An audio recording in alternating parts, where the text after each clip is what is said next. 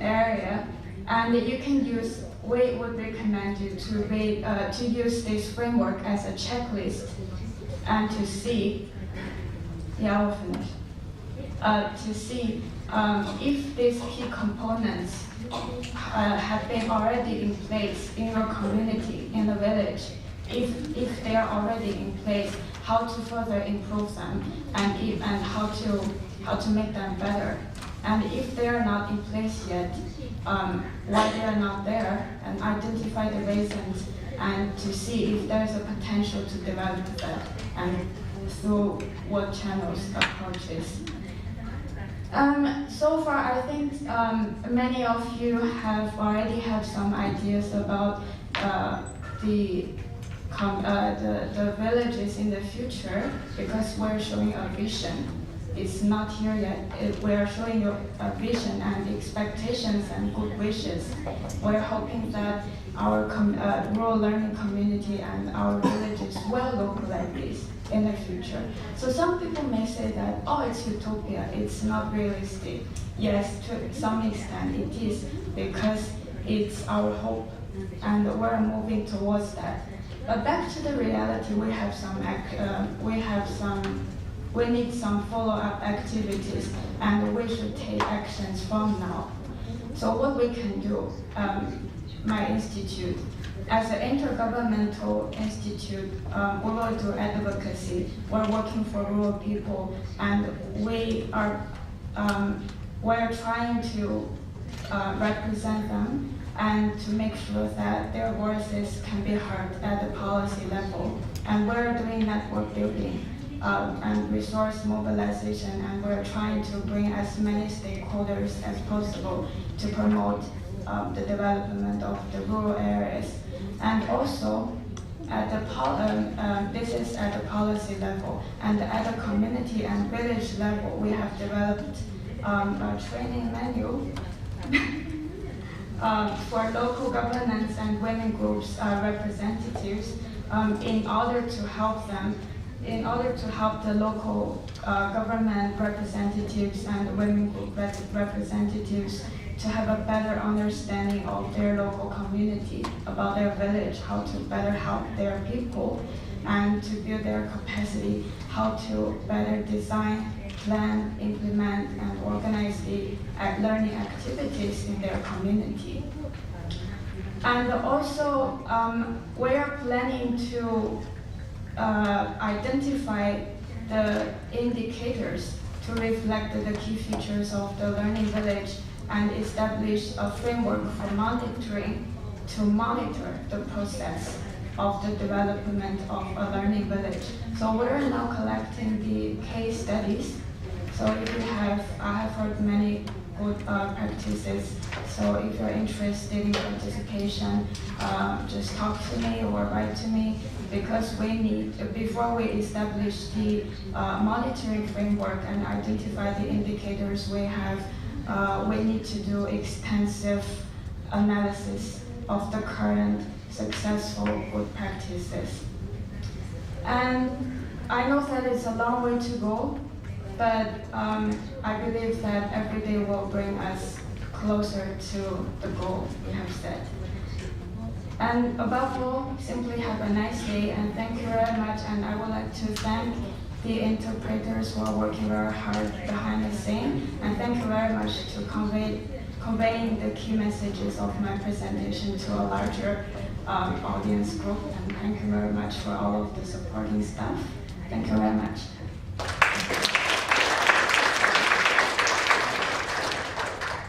Since you thanked everybody, so I would thank you very much for your very good presentation, from the beginning to the end without any stop. So it's a very good presentation. And there one thing I think that talking about community, they're talking about village. What is village?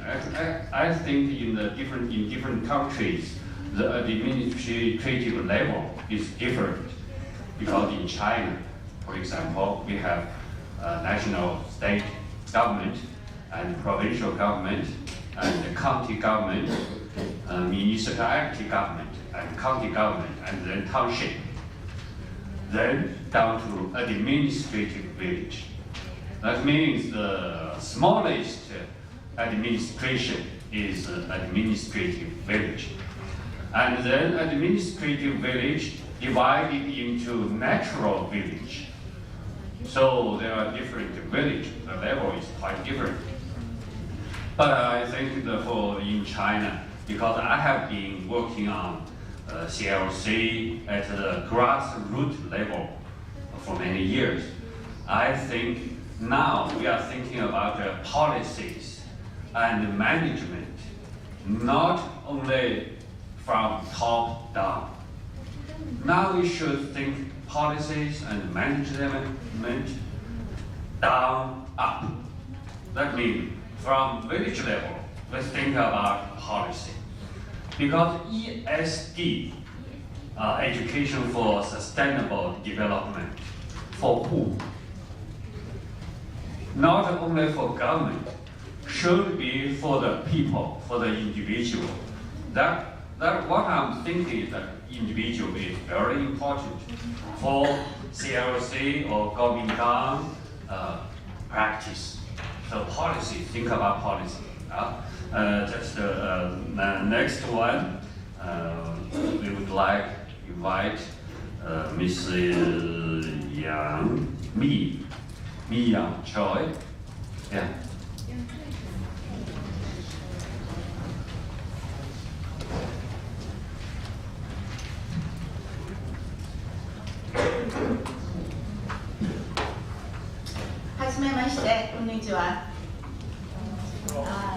Good morning, ladies and gentlemen. It's a delight to be with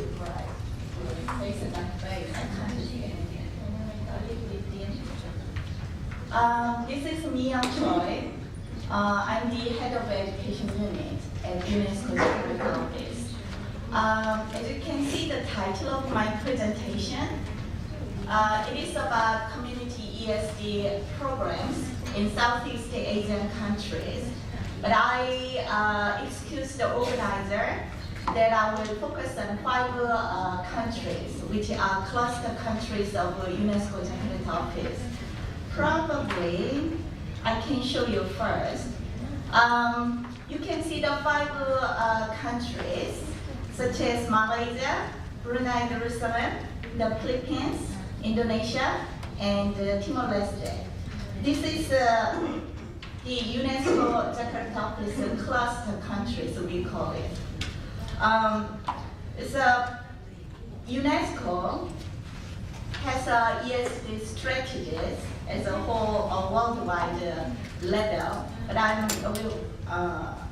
it might be better to provide you at the Asia and the Pacific level, and then down into our 5 cluster countries. I have seen many different presentations, but there were a wide range of understanding of ESD, and especially for strategies and implementations. This is what we are thinking from UNESCO understandings. So as you can see, capacity building and providing platform and sharing dialogues like today, and development of a communication strategy and coordination are very important for all of our ESD perspectives. And especially, UNESCO Jakarta Office is focusing on those kind of 5 strategies. And especially regarding the community level of ESD, we are making a linkage with the MDGs, EFA, and the UNLD as well. This is a website. When you have time, just access to there, because you can see that under the education section, there are many different education programs, especially for ESD programs at the local level and sub-regional level, national level, of course, and community level as well. As I told you, we have 5 cluster countries, and probably I needed to excuse prior to some explanation about my 5 cluster countries because of the sensitive political position from the UNESCO side. Actually, I asked each country's Ministry of Education through a National Commission for UNESCO to provide the summary of policies and strategies with maybe a few slides. So actually, those following slides are from each country. So I would more preferable to provide you for the behind the stories or some understandings what I have observed from the field in the last few slides. Okay. So this is Brunei, Jerusalem. It's according to their report, there is a national vision up to 2035, and this is what's the title of their national vision. And then especially, they are very focused 3 areas recently. It's the energy, environment, and the health. So regarding the community level of ESD programs are mainly targeted students. However, it is linked with their the family matters. So I will retouch this issue. It's what kind of the challenges in community ESD programs. So there are good national practice in ESD. They recommended school energy club. As you can see, the linkage with the national vision. So they started with as a school programs, but they expanded with local communities. So it's kind of a mixing concept, schools and the surrounding communities. So that's the characteristic. And as the Chinese presenter introduced many leaflets, actually details of communities and the school programs are displayed, I think, in the same floor to the right side. There are many publications and the leaflets. You can see outlines very quickly on the table from the UNESCO Jakarta office. So this is national good practice, and they are still struggling with some of the challenges regarding community ESD programs in Brunei, Darussalam. The first one is lack of understanding actually what is a sustainable development and a sustainable society. Especially ESD is a huge concept, as you know, more than me.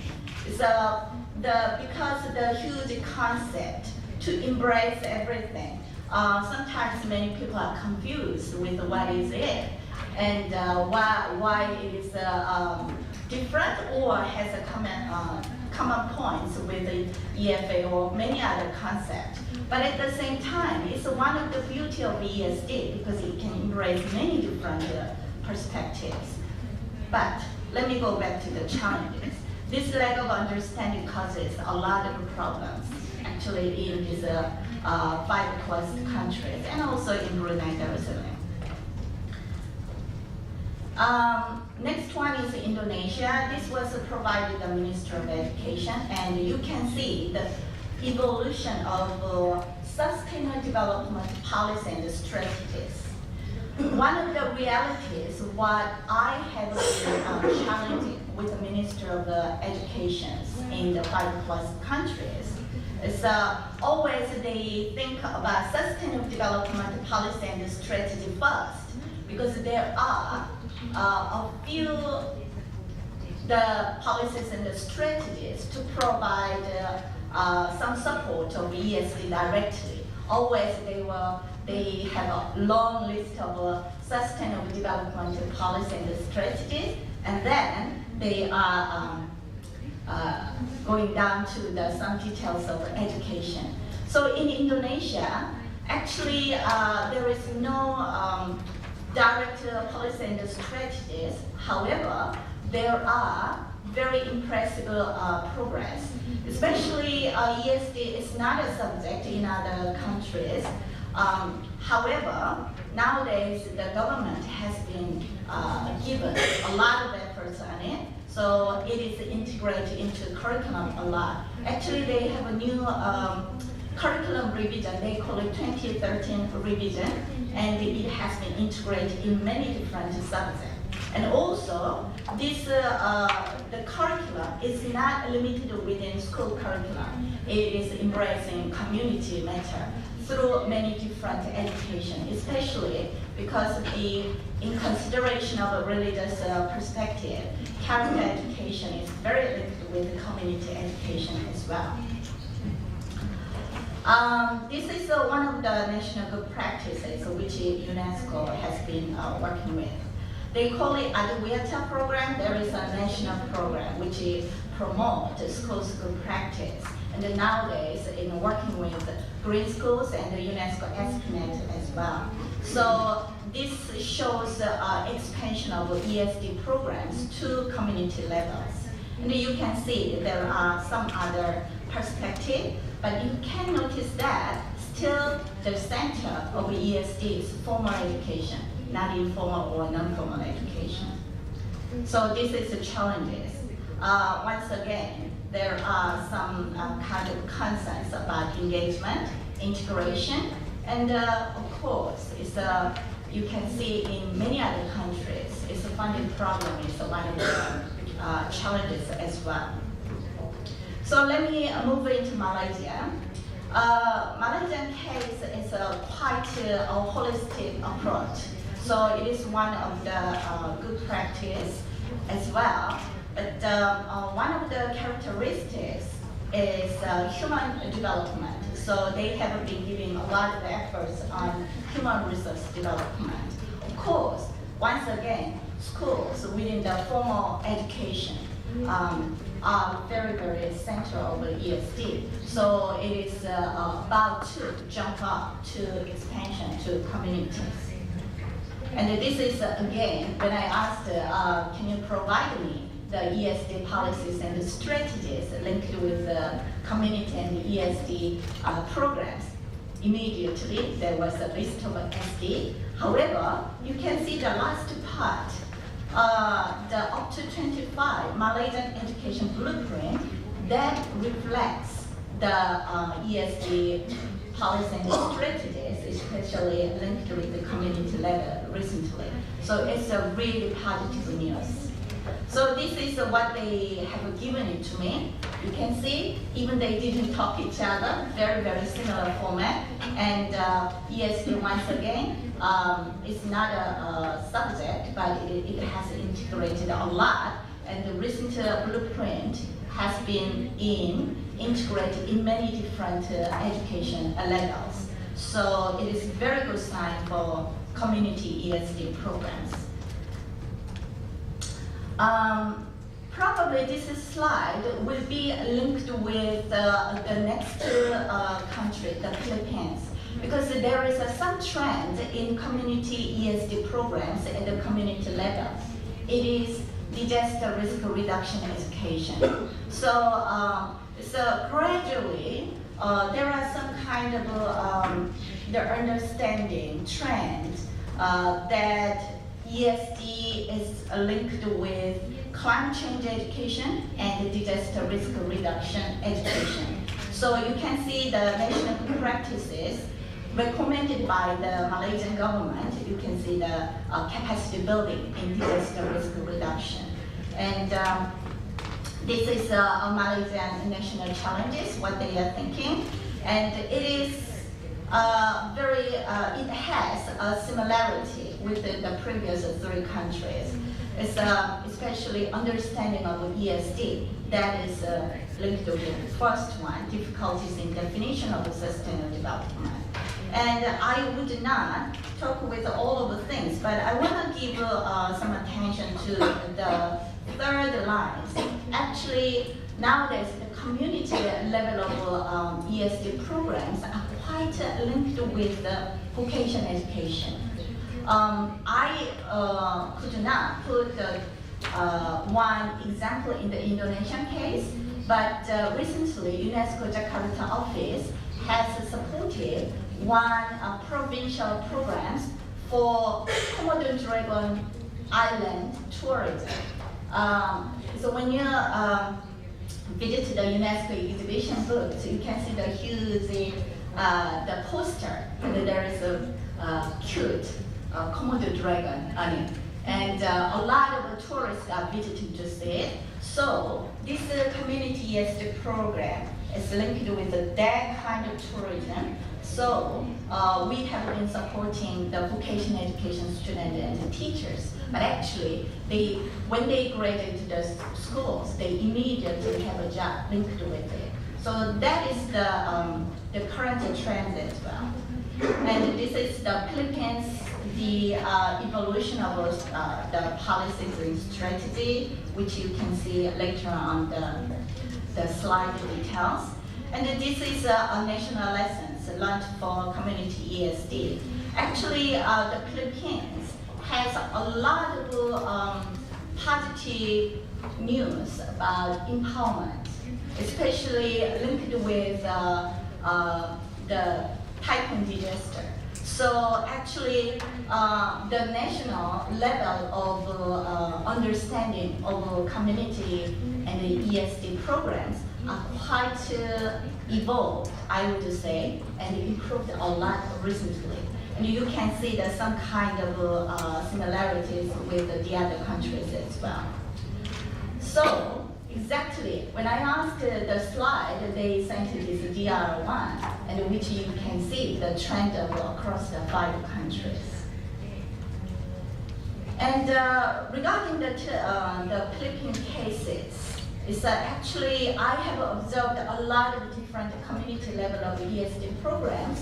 And what I was impressed is about the sustainable livelihood programs. I remember somebody mentioned about EFA yesterday, but actually regarding UNESCO programs, we recently give us a lot of energy to capacity education for sustainable development. It is about the 21st century's skills, because in many countries there are still unskilled adults. And those are really need for improving or developing their skills. So those kind of community and ESD programs can make a link with that. That is the Philippines case, and they have been doing great job recently, I saw. The last country is Timor-Leste. Actually, Timor-Leste is very, very new country. As you might know, they independently only 10 years ago, so everything is in progress of improvement. And probably Timor-Leste is one of the countries which has to improve more. So actually, no specific national policies and strategies directly now. However, they have been making a link with their indigenous knowledge and skills. So I'm hoping for improving a lot with many other agencies' support. Actually, this is one of the examples what UNESCO Jakarta office has been supporting them. So we have been supporting their community learning centers to let local people improve their life skills, especially to make some the incomes. But honestly, it's very limited sources for that. So this is 5 cluster countries, and the last 2 slides is about what UNESCO Jakarta has been observed from those kind of community ESD programs. Actually, there are the 5 the commonalities. It's about from the current policies and the strategies. So the first one is, as I told you, rather than direct support, there are so many different indirect ways to support the community level of programs, because it is more focused within the formal education so far. So probably we needed to make a more stronger policy and strategies supporting the local level, and especially the practice in the field. So there are many options. it's probably they can make an extension to the community level from the school's programs. But at the same time, they can make some progress to support community level policies and strategies directly. That is indicated in the first and the second line. The third line, as I told you, is recently these community level of ESD programs are quite linked with climate change education and disaster risk reduction.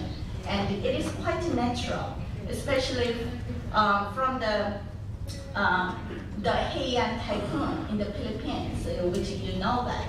So I have two projects currently. One is a psychosocial treatment program to those targeted areas. And the other one is the providing the guideline to community and schools to prepare some kind of risk in the future. Because when people increase their knowledge and skills, they are more confident in doing it. So people can do as much as they know. That's the point for that. And the last two things is the same point. It's insufficient policy and strategies and national support. Probably this kind of point will be repeated again, but it's better to talk to government rather than keep silence. And last one is actually I was quite surprised from yesterday and today the presentation. These community ESD programs and practice in many different countries is not far from these 5 cluster countries. It's a very diverse, a wide range of target groups, especially vulnerable groups like adolescents, girls, and disabled people, elderly people, even some the school parents. So many different groups. So this is what I understood, and it's regardless of countries, it has been found in common points. So this is what we are considering to challenge the community ESD project from the UNESCO Jakarta office side. Still, it's really needed to develop or to persuade people to understand what is ESD. As I told you, it has a dilemma, but at the same time, it has the beauty of understanding of ESD, because we can penetrate ESD concept into many, many different ones. Sometimes you might think, oh my gosh, that is not the ESD one, it's that is about their elderly people's house program. So how it can be linked with the ESD, or the other times it's quite directly linked with the environmental issues. But whatever it is, I personally think when the program helps people to improve their quality of life, I think that's the beauty of a community and the ESD programs. Second point is probably it has happened now here because we need interpreters. I believe in that. We have many numbers of good practice already there, here and there, in many countries. Problem is, many good practices have not introduced to other countries as much as we know. So sharing knowledge and skills of good practice are not easy because of the language limitations. So that is linked with the last,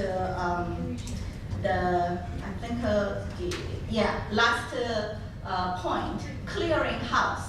It's the UN always try to make a clearing house, and the UNESCO headquarters in Paris has a clearing house as well. But I think probably because of the language limitation, it has not helped as much as we expected. That's the one of the challenges, even in 5 cluster countries. So Timor-Leste used the Portuguese, and Indonesia uses the Bahasa. So there is many different languages there. And third one is one of the characteristics of ESD. ESD, Education for Sustainable Development, is one of the concepts. That is the concept. It means that, especially between or combining education and the environment. If somebody has only education understanding, it might not easy to understand how they can integrate the concept of sustainable development into education program, and vice versa. So in many countries, there are intersectoral cooperation, especially between Ministry of Education and the Ministry of Environment. So one of the good practices I can find it in Indonesia. So they have cooperation very well for the for promoting ESD. And the next one, promotion of community ESD programs through in and non-formal education system. Actually, we do many informal or non-formal programs in many different places, but systematically, it has not formatted well. And probably it is kind of lack of government support. So this should be one of the challenges how we can deal with it.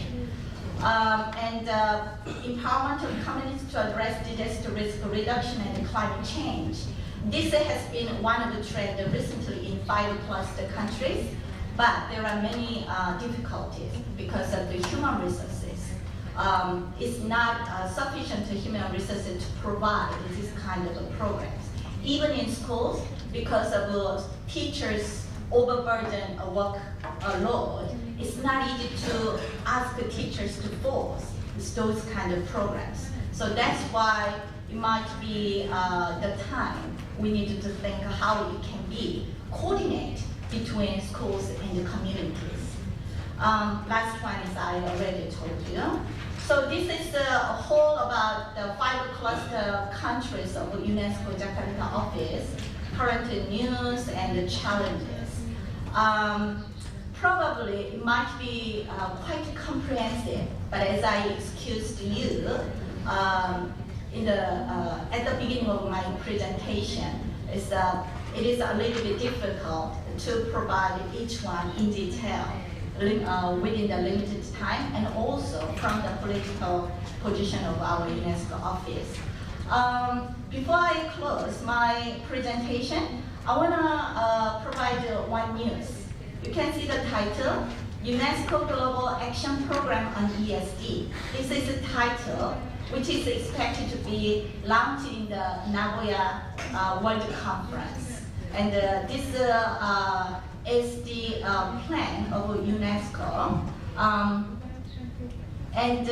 There are 5 priority action areas which we are expecting.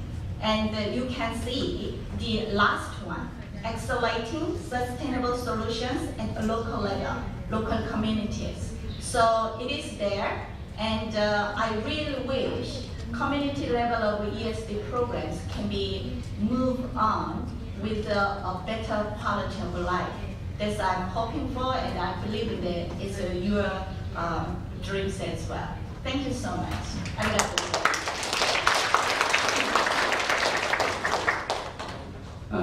Yes, I think we should invite the 3 presenters come into the stage.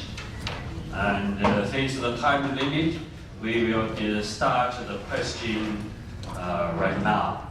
And I think the 3 presenters give us some quite different visions about the CLC and the community. You know, some from the regional level, some from country level, and some from community level. So I think these are very good presentations, and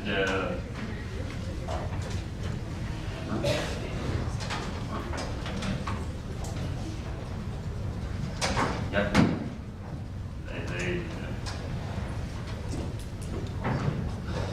Okay, now the 3 presenters come into the stage, and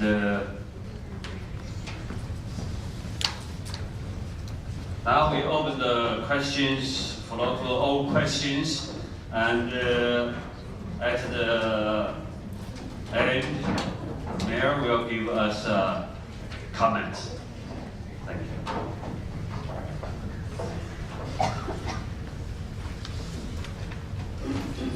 Yeah.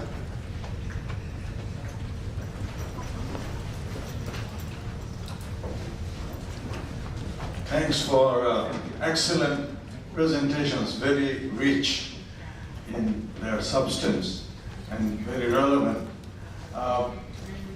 Many questions come up. I can ask only one or two. So, one question. Would you agree, or what did you say, that CLC, the community-based learning approach itself, has not become the mainstream, part of the mainstream strategy for learning in many of our countries? And CLC is still on the sideline, not quite part of the main strategy. I think in the 5 countries that was presented, and in Laos also, I would say that CLCs are there, but still not part of the mainstream learning. And then, that is the first problem. And then you bring in sustainable development, and it has been said that the idea itself, how it is understood and defined and so on. But it's a very complex issue, and it's not understanding it, but reaching a consensus within each country. It's not that they cannot understand, but it's so complex that in each country some consensus has to be reached about what is to be done as part of sustainability. It is not just environment, you know, it is social, it is economy, it is climate change, and so it is development itself, human development itself. So very large, complex area. So what are the elements which need to be prioritized and then brought into the learning process and CLC as a vehicle? So that's the challenge. And I think this is the challenge you are facing. So I think this is what you are saying in different ways, but maybe you can comment on this thing.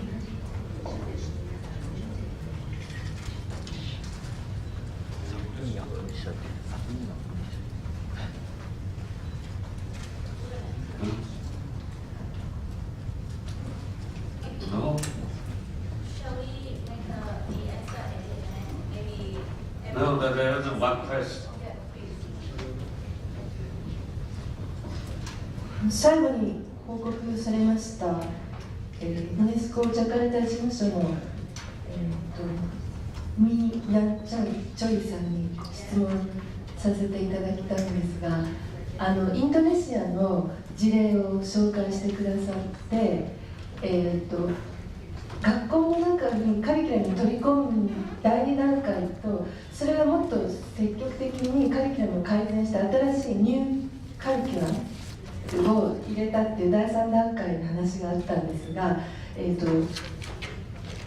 サステナビリティデベロップメントの持続可能な開発の政策が学校に入って、で学校のカリキュラムの中で展開したっていうお話に追加してもしあったらなんですが、それが最初の持続可能な開発の政策の中身に影響したっていうことはあるんでしょうか。あったらその考え方とかもうちょっと捉え方、教育の部分、学校っていう話でしたが、教育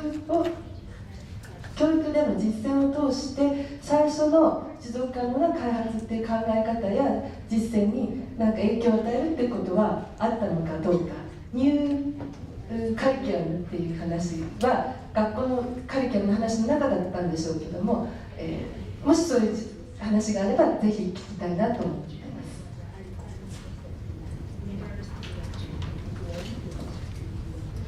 す。Yeah, that's very good questions. And now I think we will answer the question.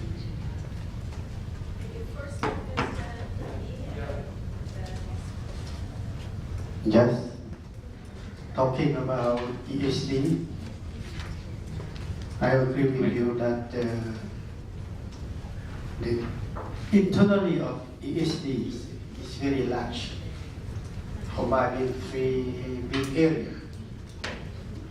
So in my case in Latvia, as you may know that our government, Digital Education Sport, try to emphasize and support as a very urgent issue that how to reach the EFA goal in 2015 and how to reach the MDG goal in 2015 too. That means that primary would be the primary education, both formal or non-formal, should become as the urgent issue. So any program in the education that should focus on that, including CLC, mainly what is literacy program, equivalency program, combining with the basic skill. Even the ESD that talking about climate, talking about environment, society, would be involved. We don't have specific policy or strategy or mechanism specific for support ESD. But in our case, we try to support in terms of capacity building, in terms of material, should be integrating on that. This is our case in Latvia. I just have some idea, comment on that. Thank you. Okay. As I recall, the first question is about the CLC program is that in the mainstream of policy. Am I right? If I really go back to that question, it's not easy to say that because every country has a different policy status now.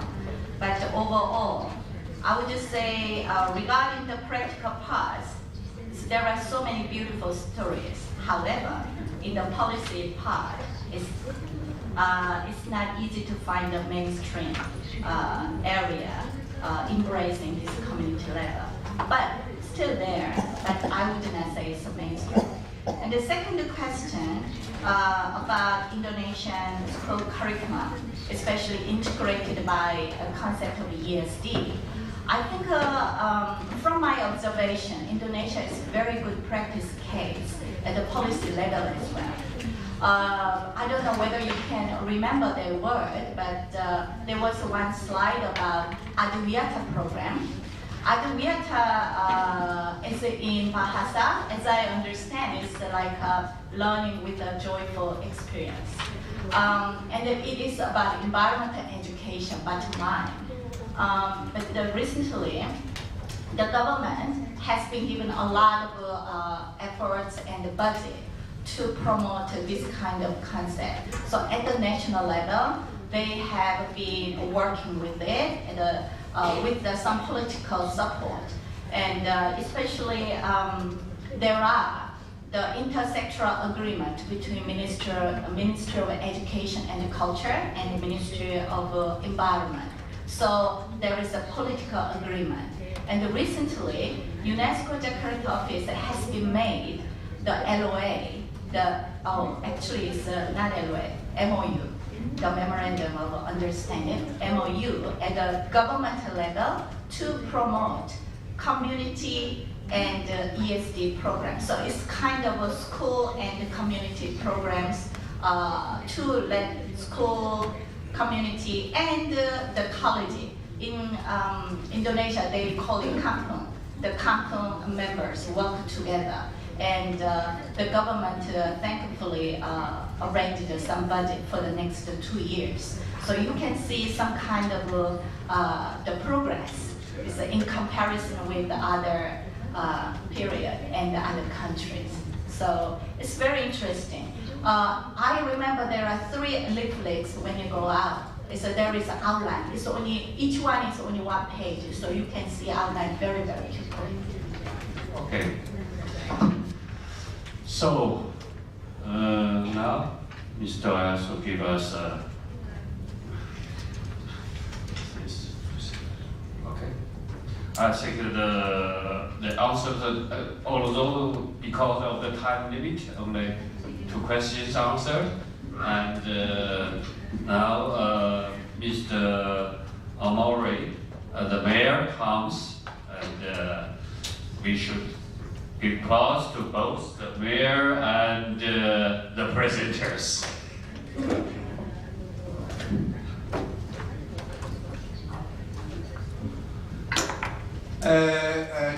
素晴らしいプレゼンテーションどうもありがとうございました。またファシリテーターの、解説ありがとうございました。ファシリテーターのお話がありましたように、この ESD 活動はトップダウンではなくて、ボトムアップでいくものだということを我々の方も十分認識をして、頑張っていかなければならないと思います。それぞれ3人の方から話を伺ったので、それぞれ少しお話をさせていただきたいと思います。まずラオスの CLC の話でありますけれども、日本の公民館とは少し違うところもあるように感じました。CLC はやはりラーニングセンターというように学校教育の補完っていう要素が相当強いという感じがいたしました。日本の公民館はやはり地域のつながりというところが強いところで、そういう違いがあることは認識ができましたけれども、やはり共通点もいっぱいあります。お互い連携しながらESD の活動をより進めていきたいというように思います。そして中国のチャンさん、昨日エアポリューションの話で、2人議論させていただきました。今日のローカルコミュニティでの議論の重要性のお話に感銘を受けました。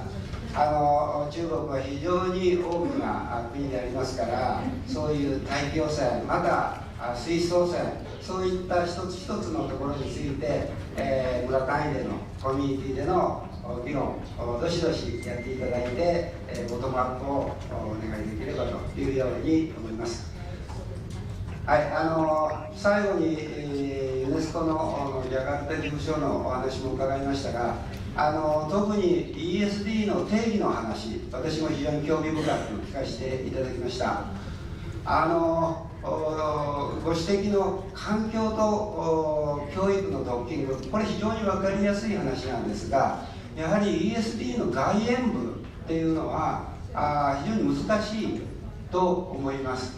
これをどうユネスコが説明をしていくのかというのが、これからの ESD の10年間の一つの大きな鍵になるんだろうというように思います。我々もユネスコ任せにするんではなくて、多分各国でのESD の外縁も変わってくるのかもしれません。十分議論をさせていただきたいと思います。今日はありがとうございました。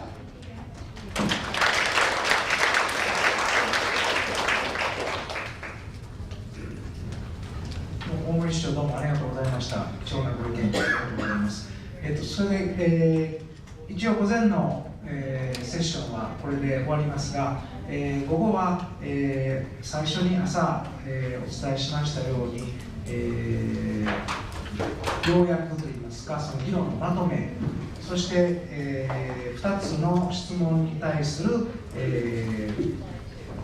こちらからのこの分科会のインプットを作っていくという作業になります。それで2つの、事項なんですが、1つ目、お昼ご飯食べながらちょっと考えていただきたいんですが、分科会のこの発表、それからご自分の経験とかを、踏まえて、その公民館とか CLC が、ESD の10年にどういう役割を果たしてきた、それからどういう貢献をしてきたか、キーワードの形で皆さんちょっと考えていただきたいです。それで全大会でお話ししましょう。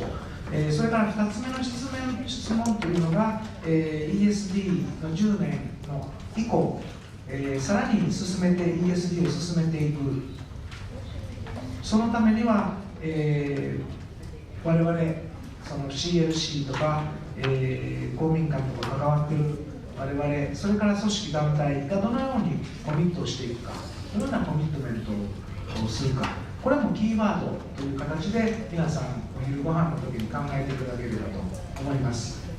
ということで、今日の午前中どうもありがとうございました。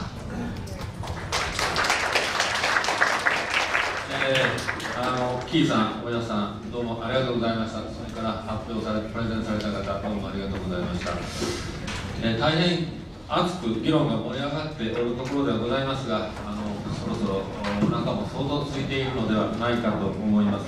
これからランチタイムですということなんでございますけれども、岡山大森市長お見えということもあります。ぜひ当文化会でですね、全員の集合写真を撮りたいと思います。ステージ前の方で、準備をしたいと思いますので、それから写真がノーと言われる方は、コースタインでご指名しようください。ぜひせっかくの機会ですので、写真撮影に参加をお願いいたします。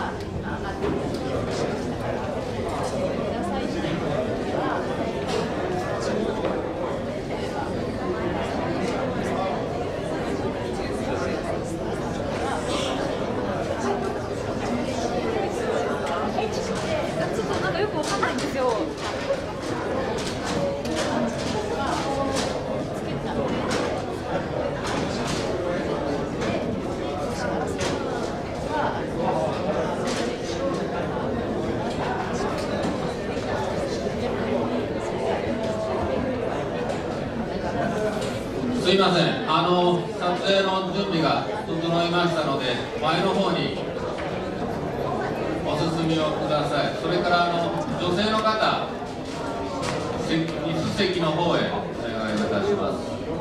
男性は後ろの